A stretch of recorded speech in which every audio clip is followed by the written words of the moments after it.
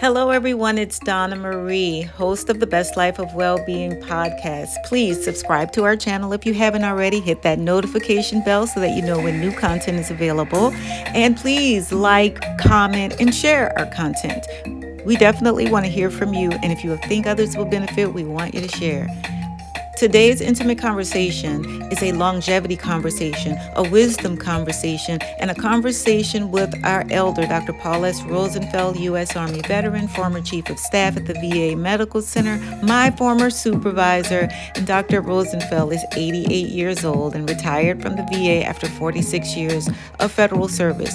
I'm sure you will gain a lot from this conversation. You may not agree with everything, but you will gain a lot. I hope you enjoy. Dr. Paul S. Rosenfeld. I'm excited to see you, Dr. Rosenfeld.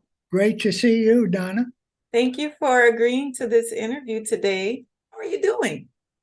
I'm doing all right. I'm an old guy, but I'm doing okay. So what's old, Dr. Rosenfeld? 87 is old. 87. You look pretty amazing. You know, the last time I saw you, I don't know how old you were then, but you were volunteering at the airport. Do you remember that?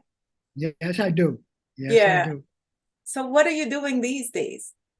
Not doing a whole lot these days.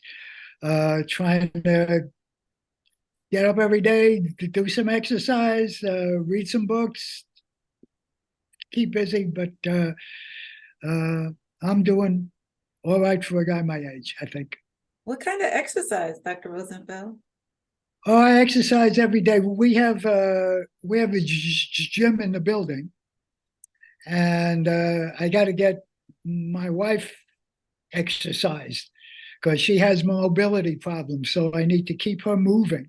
Okay. So 3 times a week we go down to the gym and we do some exercises together.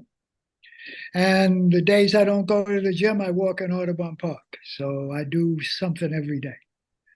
Now that's just amazing. First of all, it's encouraging as well. At 87 years old, you're still exercising, you and your wife. And when you're not in the gym, you get to walk in beautiful Audubon Park. So you're not only exercising, you're experiencing the beauty of nature and the beauty of New Orleans. I like Audubon Park much better than I like the gym, Donna.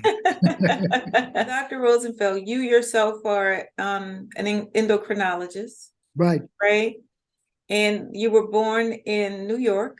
Brooklyn, yep. New York. I'm always curious, what brings a person to New Orleans? Most things in my life, accident. all the big things in my life have happened kind of by accident. I was at the Biloxi VA. Yes. Before I came to New Orleans, and that's another story about how I got to Biloxi. But I was in Biloxi, and at that time, the chairman of the Department of Medicine at the University of South Alabama in Mobile, he used to drop by my office for a chat before his clinic. And one day he stopped by and he said, they're looking for a chief of staff in New Orleans. Do you want me to put your name in? And I said, sure. I forgot about that conversation for about 3 months. And one day my phone rings and it was John Church, who was the director of the VA in New Orleans. And he said, are you still interested? And I said, yes. He said, would you mind if I came over to Biloxi and talked with you for a while? And I said, fine. And that's how I wound up in the world. And how long were you the chief of staff? 20 years. Wow. Not too many chiefs of staff will last for 20 years, but I did. If you may remember, I continued to practice medicine. I made rounds on the wards and acted like a physician from time to time. And I did that because I thought that the medical staff had to recognize me as a real doctor, not just an administrator. So I did it for that reason, and because I enjoyed doing it. How I view myself is I'm a physician. So I need to keep being a physician. So not only being seen as a leader in the organization, but a practicing doctor. So leader to the other physicians. Yes. Well, that's what the chief of staff is. I remember as a member of your team being extremely nervous, being surrounded by doctors, feeling honored to be in my role. But I remember in one meeting we had all of your medical staff, all of your doctors, and we had those meetings regularly. I don't even know if it was daily, weekly, but we had those regularly.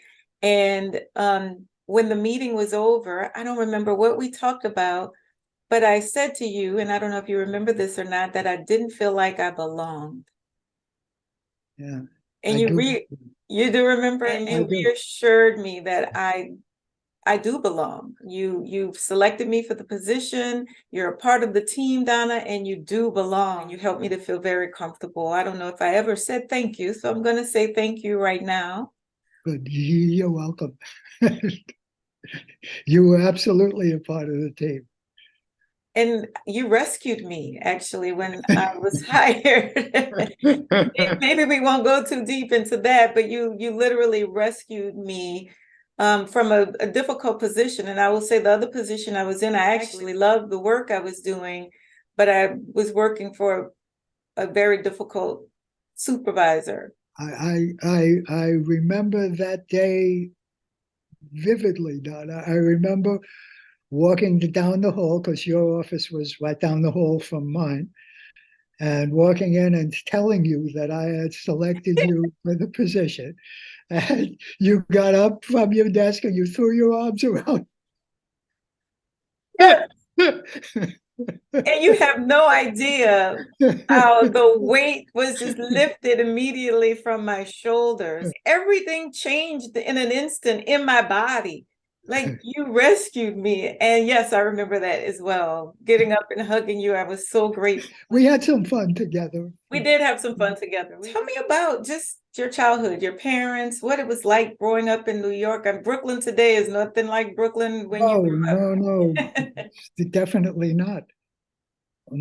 My father worked for Internal Revenue Service. He worked himself up through Internal Revenue Service and ultimately was in charge of the Brooklyn office of IRS.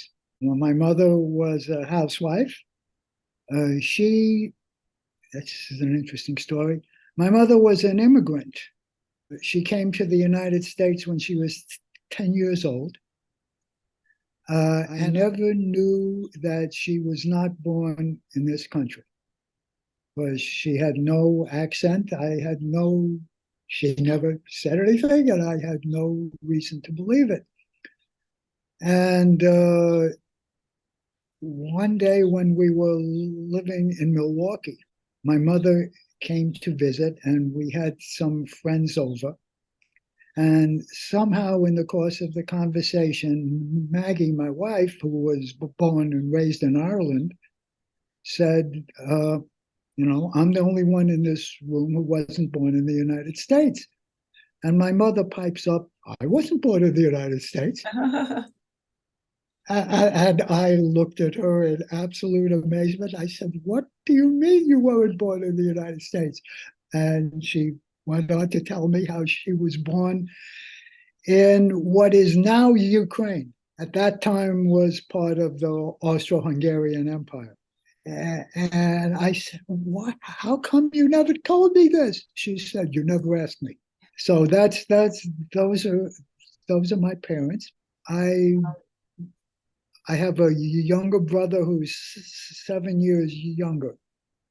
So for the first 7 years of my life, I was an only child. Mm-hmm. It was a shock to have another person. Really, nothing special about my childhood. I was a kid in Brooklyn. We played on the street, which is something that never happens these days. But yeah. And so, were you an exceptional student? I was a good student. Education was prized as it is among most Jewish families. Mm-hmm. And because I did well in school, I skipped 2 grades. As a result, I was always by far the youngest person in all my classes. Yeah. And socially, that's terrible. Yeah. And I would never advise anyone to do that. But I'm sure my parents did what they thought was the best thing for me, but it wasn't. You always had your stutter? Yes. And how did that impact your childhood, particularly being in a classroom with Yeah, older yeah, peers? yeah. I always tried to avoid situations where I had to speak in public. Or I would sit in class and be terrified that the teacher would call on me. I hated to talk on the telephone. And that impacted me socially, Yes. obviously. How did your parents help you with managing the stutter? Yeah, I went through speech therapists and speech classes and all of this, and none of those things helped. But I did it, and I resented it because I'd rather be out playing than going to speech therapy. Yes. And So it much got more better as you practiced speaking in public, or what do you think happened? How did it change? I think it really changed mostly when I decided that I wanted to go to medical school and be a physician. And I thought, well, I can't keep avoiding speaking situations because when you're a physician, you have to speak all the time. Right. And then later on, when I was in training and I kind of decided that the career I wanted was an academic one, I said, gee, if you're going to be on a medical school faculty, you got to give talks before audiences. So I just decided I got to do it. And doing it, it got better. That's the best I can do to tell you. I think what I'm hearing you say is once you accepted that part of you, embrace it and honor it and just lean into it, it got better. Now, obviously it didn't go away, but embracing that part of you helped you as a successful doctor, educator, leader, and speaker. Yeah, I mean, at one time, I never would have agreed to do this.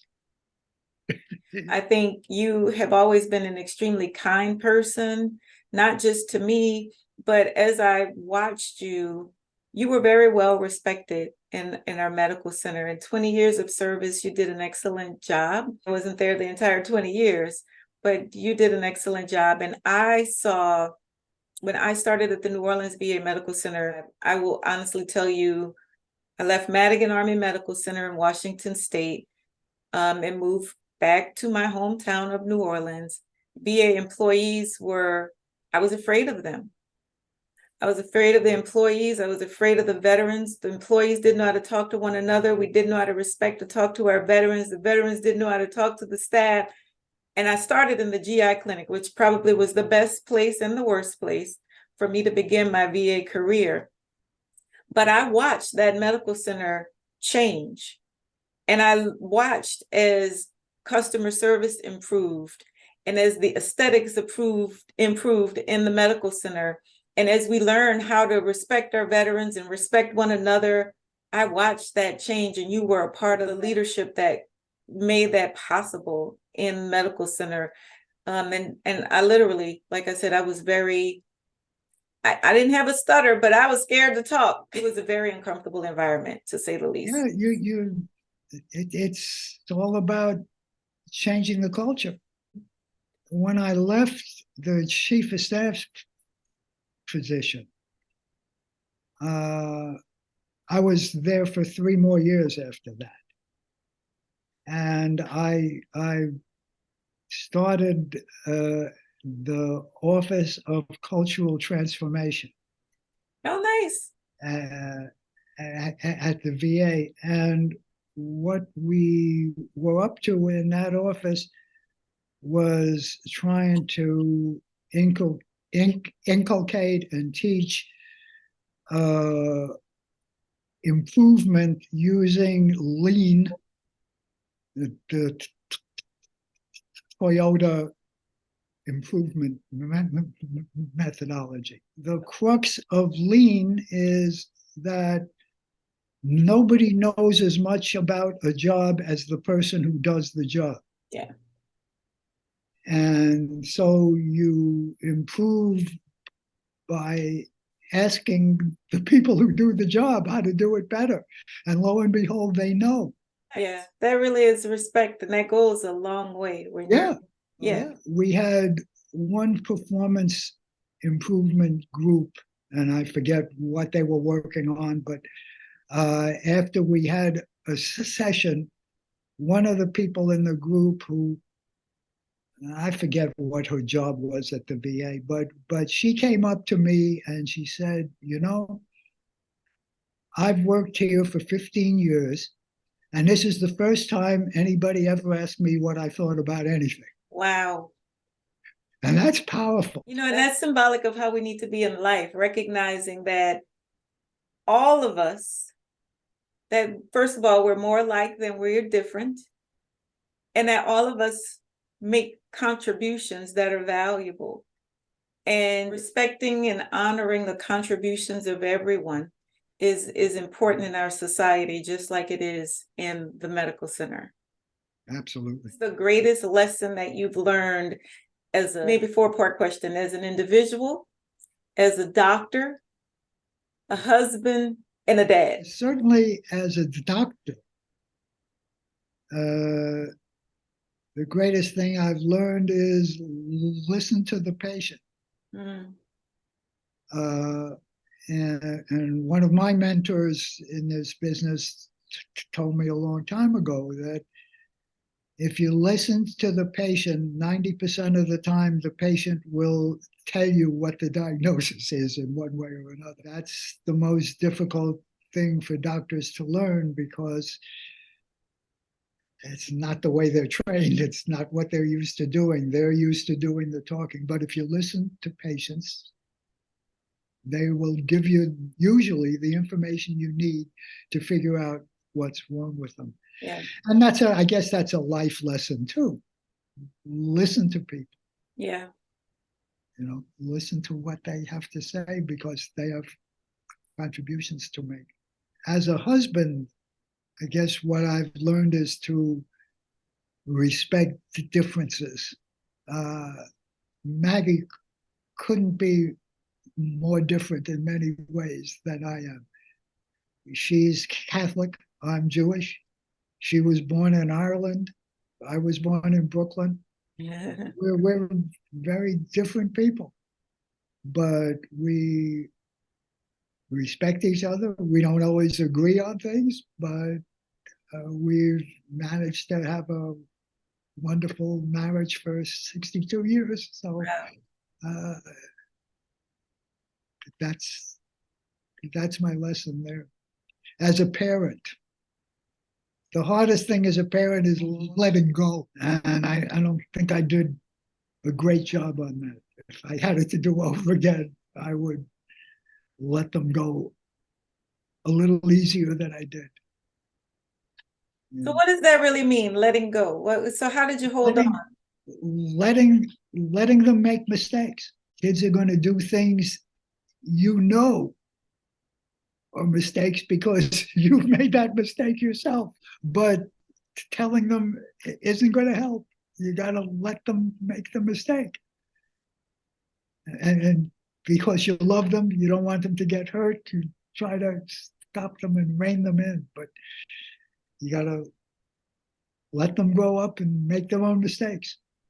Just letting go. We hold on to so many things. I think I want to focus on that when we talk a little about aging and end of life, because letting go. Let's first, I want to know how you met Maggie. I was an intern at the Maimonides Hospital in Brooklyn, and Maggie was a nurse there. Doctor-nurse romance. When you're an intern, at least in those days, interns worked every other night and every other weekend. Uh, so you were either working or sleeping. Yeah. So the opportunities to meet women were pretty limited to the hospital. Yes. We met in Brooklyn, and neither her family nor my family approved of this relationship. But they were wrong. And I guess 62 years later, that proves they were wrong. What is your philosophy about your self-care? How have you taken care of yourself over the years, and what would you advise? Because you look great. And so I think what you can offer would be helpful to me and to many others as far as how to age gracefully. Keep active, do something. Doesn't matter what. Read, keep aware of what's going on in the world. I'm a political junkie. I read newspapers. Not many people read newspapers anymore, but You're right. I get I get a newspaper every day, and I try to keep aware of what's going on around me. I don't know if that's a good answer to your question. Do you limit what you eat? Pretty much eat whatever I want. I've been overweight just about all my life, and I'm not overweight anymore. Uh, and like I told you earlier, everything in my life is an accident. That's an accident too. I love good food. I love restaurants, but the pandemic came, Yes. and because of the pandemic, I stopped eating in restaurants and lost 30 pounds. Not because I set out to lose the 30 pounds, but because I stopped eating in restaurants. So you started cooking your own food. Yeah, yes, and I do the cooking at home now.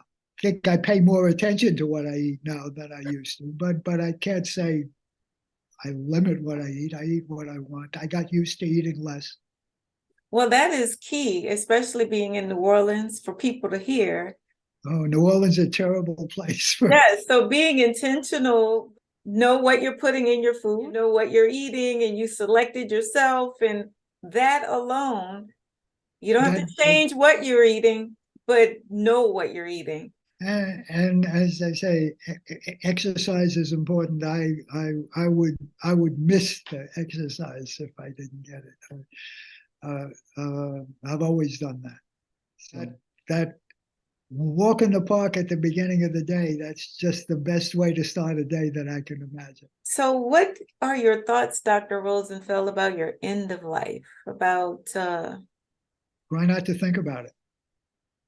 okay. I really don't think a lot about it. I don't feel old. I don't really feel a lot different than I felt when you and I worked together. I just feel like me. The only thoughts I've really given to end of life is uh, I do have a living will.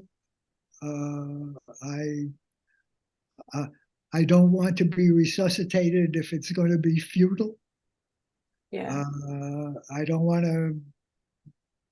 I don't want to be a vegetable, but uh, as long as my mind is okay, I'd like to live some more years. My mother lived to 90, so I have some decent genes. So do you have a like desire to live to a certain age? Like I can't tell you a number. I have a desire to live to an age where I'm functional, where I can enjoy life. Right now, I'm still there, so I intend to keep going. you know, the way your perspective, the way you view life, like and yourself, like you said, you still feel young, Yeah, I you do. still enjoy life, you I read your do. newspaper, you stay, you stay connected. All of that really helps with living a longer life. Uh, Try to maintain contact with people, that's not easy. Of course, a lot of friends have died along the way. When you Right. get to be 87, a lot of your friends have died. We live in a condominium that has a very nice group of people, and we maintain contact there. Most weeks, once a week, somebody hosts a cocktail party Nice.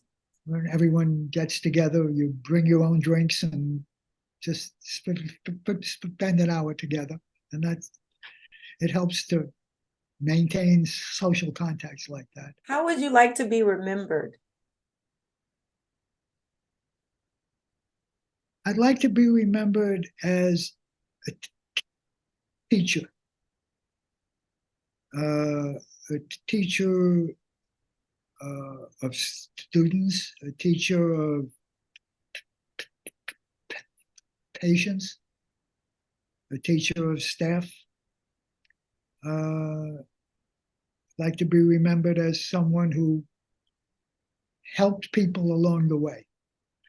When I was a young staff member at the Milwaukee VA, that's where I started in the VA. Man who was the chief of medicine there was one of my mentors in my career. And when out of the blue, I was offered my first administrative position at the medical school in Milwaukee, I went to this guy and asked his advice about whether I ought to take this because it meant a real change in my career and was something I had never thought about before. And the position was Dean for Student Affairs at the medical school. Mm-hmm. And he said to me, if you're going to do this kind of work, you have to get your kicks out of the job that other people do.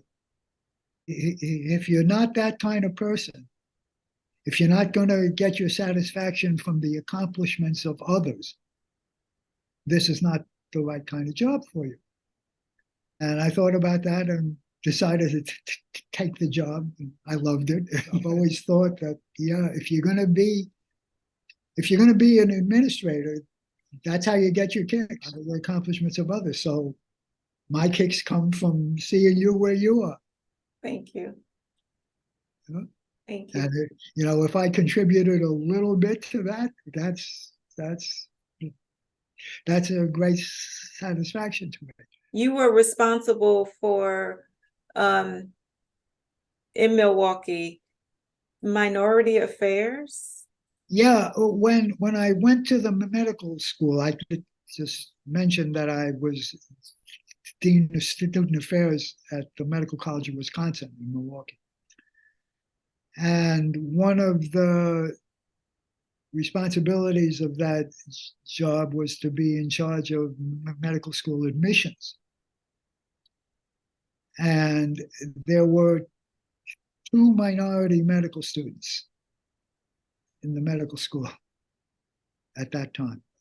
When I interviewed for the job with the dean of the school, I told him that if I took the job, that this was one of the areas that I would concentrate on, that I was very interested in increasing the enrollment of minority medical students because minority communities are underserved medically. And the data is very clear that minority physicians practice in minority communities. And the way to improve healthcare for minority populations is to have more minority physicians. And he was supportive of that. And so that was one of the areas I focused on in my time there. Yeah. When you left, how had it changed? Yeah, we had 77, I believe, minority students in the school when I left. And to this day, from time to time travel and encounter uh, some of the students that I had in those days that are practicing physicians now. Some of them are old enough to be retiring now, but that's very gratifying. You're still getting your kicks. Yeah, absolutely. From other Absolutely. people's work. That is awesome. What in life were you really intentional about? Being a physician, marrying my wife. Okay. Uh, Everything else, career-wise, as I say, was accidental. But one of the lessons there is to be open to those opportunities when they arise. Yeah. I mean, here I was in Milwaukee at the VA, being a practicing endocrinologist and a researcher. I had a little laboratory and did a little laboratory research. And suddenly, someone asked me to be Dean of Student Affairs at the medical school. And that really represented a total shift in what my career was going to be. But I thought about it and thought about it and decided that I wanted to do it. And because of that, the rest of my career was basically an administrative career. Then someone called me and asked me to look at a job in Biloxi, Mississippi. And I said, Mississippi? You got to be kidding. But there you are. I went and looked, and I wound up in Biloxi. If I hadn't gone to Biloxi, I never would have been in New Orleans. So when I was drafted, Yeah, you were in the Army. Forgot about that part. yeah, I was drafted in 1965. I was finishing up my endocrinology training, and was the middle of the Vietnam War. We had a newborn baby, and all of a sudden I was drafted. And I was upset. My wife was upset. So I was in training at the New England Medical Center at that time, Boston. Mm-hmm. And a new chief of hematology had just arrived there, and he had just retired from the Army. So I went to see him, and I said, what do you need to do to get a good assignment in the Army? And he said, here's a phone number, call this guy in the Surgeon General's office and tell him about yourself and see what they have. So I did, and he said, okay, we'll be in touch with you. And a few weeks later, I got a phone call from a person who said, would you be interested in coming to Walter Reed? And I said, absolutely, I would be most interested in coming to Walter Reed. So that's how I wound up in Walter Reed. And we had just the best group of people in my unit at the Institute of Research in Walter Reed. And I maintain contact with many of those people to this day. And those people wound up in high academic positions in medical schools all over the United States. It was just a fantastic experience, but totally lucky for me to get there. We probably should not forget to talk a little bit about one of my unique VA experiences, which is Hurricane Katrina. And actually, I was not here for Hurricane Katrina. I was out of the country in Ireland because I eventually got in contact with Mr. Church, and he was in Jackson, and so he reconstituted the front office staff in Jackson. Mm-hmm. We spent 3 months in Jackson. The job was to reconstitute a medical center with no medical center, no Right. building. Right. And we were taking care of patients in tents in Walmart parking lots. And doing things that were totally against every VA regulation. And nobody asked permission. We just did what had to be done. Yes. And to some extent, that was a great experience. It was. Because we could do everything. We rented places to run clinics, and we had no authority to do that. We just did it. And no one was going to say, no, you can't do that. So in many ways, it was a very liberating experience because... Oh, it was in many ways. Yes. For me, I was in Houston, and what is strange about this is, the person you rescued me from when you hired me, Yes. I went to Houston, and guess who was in charge? Is that right? Yes. And it was beautiful, though.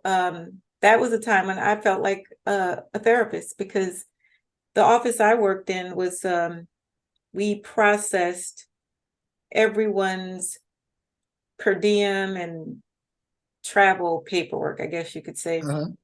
I started off in human resources, where people who were calling in and wanting to come to Houston to work there, they would call into the helpline or whatever it was called. I would be one of the persons answering the call, asking if they were safe, where they were located, what they needed. And so I felt like a social worker or a therapist. And I did that for the medical staff. That's exactly what I did.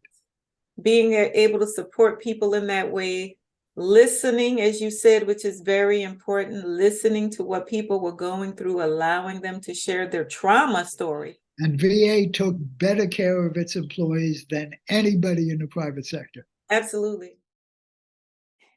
So since our last conversation, you had birthday. 88. 88. Woo! That's awesome. I can't believe I'm 88. I know. And how old is Maggie again? Maggie is 95. I don't guess I asked you that before, because I didn't know that she's older than you are. Yeah, she's older than I am, yeah. And so I just wanted to bring you back to ask you just a few more questions. One of the things about longevity is, I love that you say you don't feel old. You can't believe you're 88 years old. And I think mindset plays a big part in it. There are many people I've been around who talk about being old, or, they have a condition and they lament about their condition rather than focusing on what's working well in life. And I think mindset is such an important way to maintain your youth or your vitality. Yes, I think that's true. If you think old, then you feel old. I think that's what you're saying, and I think that's true. Yeah, yeah. You did in the last interview talk about your children. Yes. And I just wanted to ask you if there was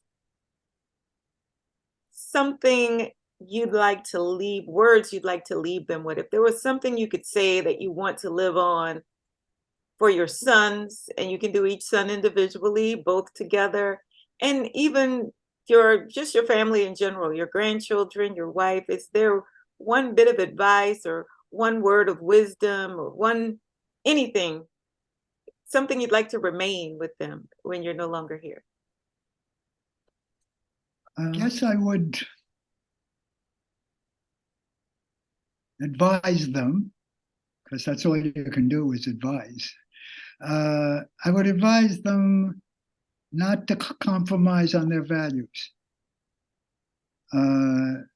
because they will have, I'm sure already have, many opportunities to do so. Yeah. There are many opportunities in life to compromise on one's values, and I've tried in my life not to compromise on mine, and I haven't always been successful, but I've tried my best to do that, and I feel good about the times that I have stood up for my own values. Do you believe you've set that example for your children, your family, as you've lived your life and your I grandkids? think so. I hope so, but who knows? Yes, yes, yes. So speaking of who knows, in the last interview, you talked a lot about things happening just by accident or Yeah, coincidence, just worked out. So yes, it made me wonder, like, what are your beliefs about God or a higher power? I don't have any. I religion religion has never had a significant place in my life. Uh, I respect very much those for whom it is important. For my wife, it's extremely important. It's probably the most important thing in her life is her religion, and religion means nothing to me. Uh, I've tried to live my life with a set of values and to be as good a person as I can be. And for me, I don't need belief in a God or religion to do that. Other people do, and I respect that.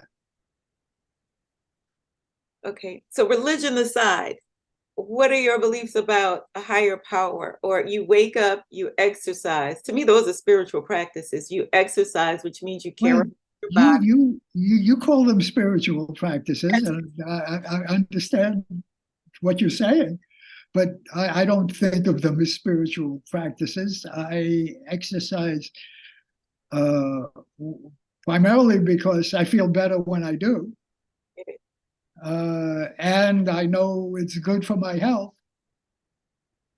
But spirituality, in the way I think of it, has nothing to do with that. Does that make sense? That makes sense. And so you just think that in life things just aligned by accident, correct? And we're talking career aligned with your career, just things by accident. Yeah, I Okay. think life is a series of coincidences. Yes, Okay. All right. and I'm comfortable with that. And that's great. I understand that and Maggie and I have had this discussion a million times in the 62 years we've been married. Uh,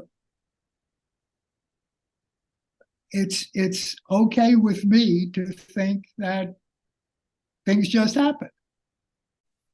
For for her, it's not okay, and she's looking for an explanation of why things happen. That explanation for her involves a God. I not for me. Do you believe your life has a specific purpose or has had a specific overarching purpose? Like obviously, when you worked in certain positions, you made a difference, and that was a purpose. Maybe it wasn't the purpose you set out to accomplish when you started in the position, but overall, do you see a No, as a matter of fact, it was the purpose. Uh, and uh, uh, when I was first considering the chief of staff position in New Orleans, uh, I called Tom Gothwaite, who was an old friend from Milwaukee. In fact, he was my trainee in Milwaukee in endocrinology. So I've known Tom for many years. And I asked him for his thoughts about whether being chief of staff is a good job? And his answer was, yes, he thought it was because you can make a difference. And I think he was right. And I think the jobs I've had, I've tried to make the place better than it was when I came. And think I've been successful in doing that, and that's gratifying. You know, I wound up with a career that was totally different than I ever thought it would be when I started. And I'm happy that I was open to it being different than I thought it would be. And that's a thing that I've advised my children and my grandchildren about, that be open to things that are not what you expect. That's another key point for living a long life. Getting stuck and not being open to change really impedes your growth. Being curious and open-minded is the No opposite. doubt. No doubt. Yeah. Change is not comfortable, No. but it's good for you. It's kind of like exercise. And let's talk about a few of your values. You mentioned your values are important. It's the most important value in my life is honesty. I value that, I think, above all else. Honesty in one's work, honesty in one's relationships.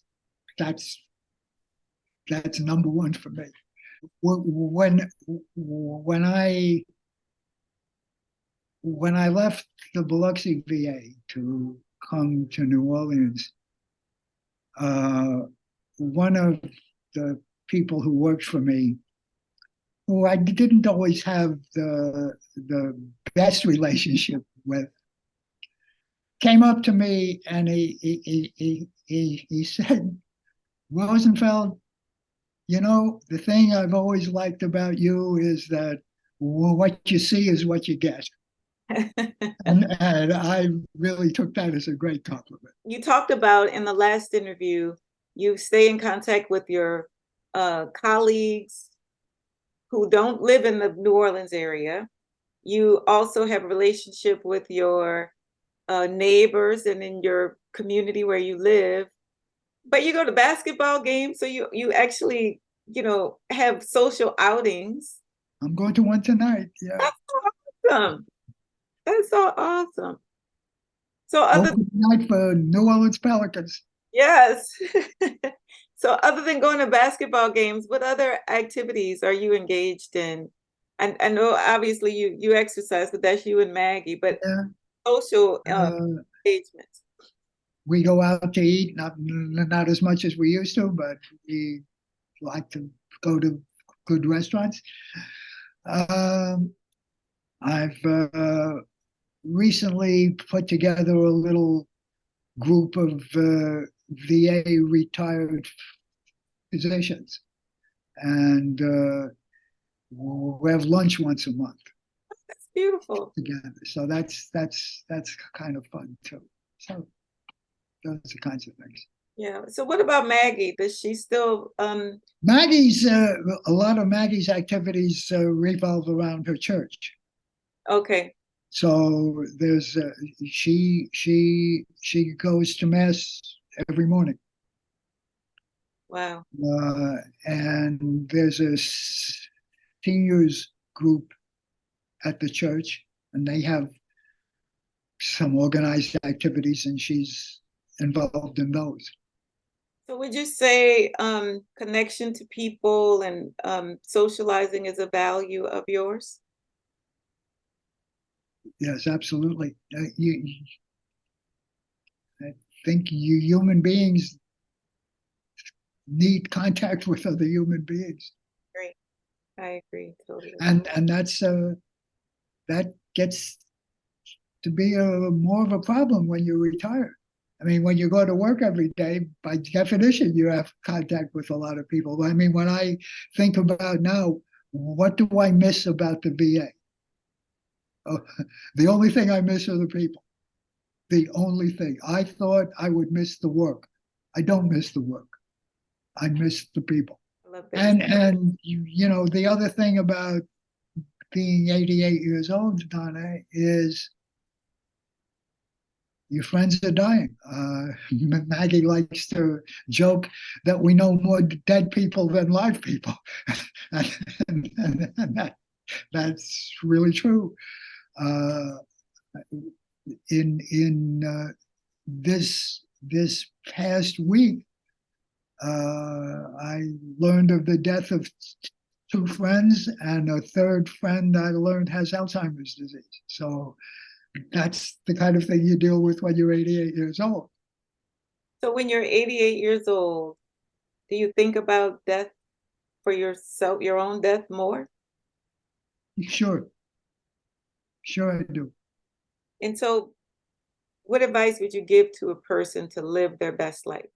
The years go by very quickly. So if there are things you want to do in your life, go do them. Do it before you're too old to do it. Great advice.